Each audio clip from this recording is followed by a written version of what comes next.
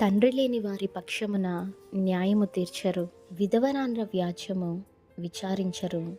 తండ్రి లేని వానికి న్యాయము తీర్చుడి, విధవరాలి పక్షముగా వాదించుడి.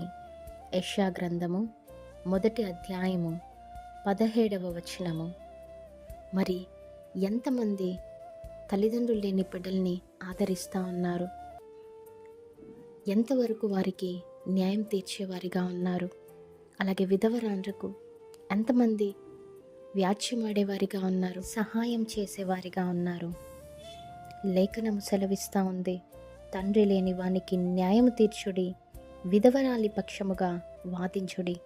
ఒకవేళ మనం అలా చేయకపోతే ఈ భూమి మీద ఉన్న మనుషులు తల్లిదండ్రులు లేని బిడ్డల్ని, విధవరాండ్రను పట్టించుకోకపోయినా దేవుడు ఉన్నారండి వాళ్ళని పట్టించుకోవటానికి.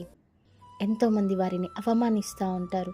వారికి ఈ వెనకాతల ఎవరూ లేరు అనేసి ఎన్నో మాటలు అంటూ ఉంటారు, నిందలు మోపుతూ ఉంటారు. ముఖ్యంగా విధవరాల పక్షమున ఎలా పడితే అలా ఇష్టం వచ్చినట్టు బిహేవ్ చేయటము, నానా మాటలు అనటము చూస్తూ ఉంటాము.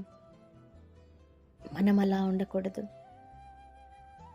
నిన్ను వలె నీ పొరుగు వారిని ప్రేమించు అన్నాడు. మరి అందరినీ ప్రేమించేవారిగా మనం ఉండాలి, అంతేకాని పక్షపాతం మనము చూపించేవారిగా ఉండకూడదు. ఈ వీడియో చూస్తున్న మీలో మరి ఎంతమంది తల్లిదండ్రులు లేక ఉన్నారో, భర్త భార్య లేకుండా ఉండి ఉన్నారో, వారి కోసం నేను ఒకటే చెప్పదలుచుకున్నాను. మనుషులు మీ పక్షమున వ్యాజ్యం ఆడకపోయినప్పటికీ, న్యాయం తీర్చకపోయినప్పటికీ దేవుడు మీ పట్ల ఉన్నారండి. ఆయన మిమ్ములను అనాథలుగా మిగల్చడు, మీ దగ్గరికి తప్పక వస్తాడు.